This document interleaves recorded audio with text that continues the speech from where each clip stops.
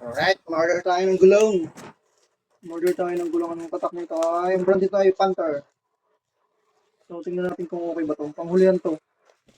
Sukat nito ay 110 by 70 by 4. So, ginawa natin malapad kasi panghulihan. Dahil nasasakay tayo ng pasahero.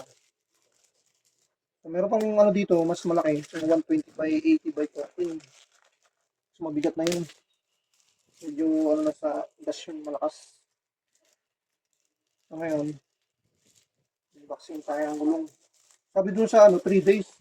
Nag-8 lang natin kinuha to. Anong pecha pa lang, 9 pa lang. 1 day lang. Dito na agad. So, ayan. Ito ay Panther. Subukan natin kung maganda nga ito. Yung ba doon sabi 1 month lang ito. Food na. So, titingnan natin kung totoo nga. Kasi depende nga yan sa takbo eh. Sa araw-araw mo, yung lalayo ng tinatakbo mo, talagang food talaga yung gulong. So tayo, bihira naman tayo punta ng malayo. Pero may plano kami tumakbo ng malayo. Plano pa lang. So sa natin, motor natin, na kondisyonan natin yun. Kaya kailangan gulong na naman. Kaya may libre siyang pito. Ayan.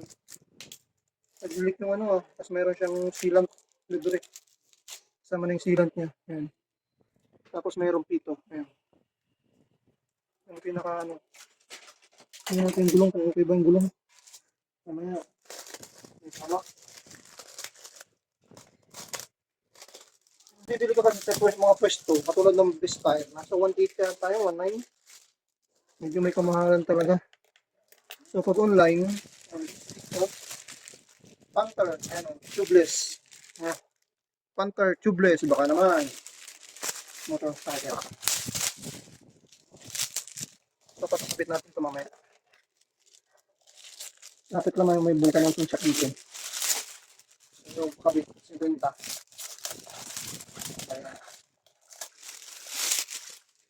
Laki. Itong kasi natin medyo hindi pa naman siya talagang food. Ang problema, madulas. Pag tumatama sa pintura, yung salita ng estada. Hindi ka ano. Wala pag nasa flyover, yung bukol-bukol ang daan dyan. Umilis siya yung gulong ko eh. Hindi ko tayo masilit lang. Hirap yun. Ibaling magastusan ka ng ganito lang. Isa naman madisgrasya, malaking gastos.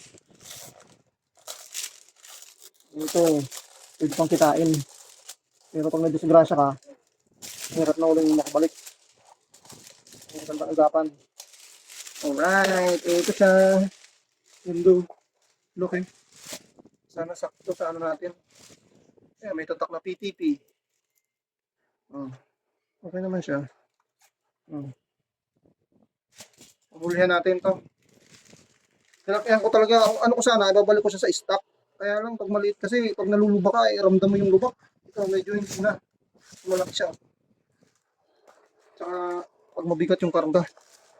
Siguro, kung maliit na gulong lang, kung hindi ka nagpapasahero, pwede. Isang pag nakasakay ka ng malaking pasahero, talagang iyak yung motor mo. Ang overweight na nasakay mo, yari ka. Pero papakapit natin mamaya. Mag-lunch lang kami. Alright.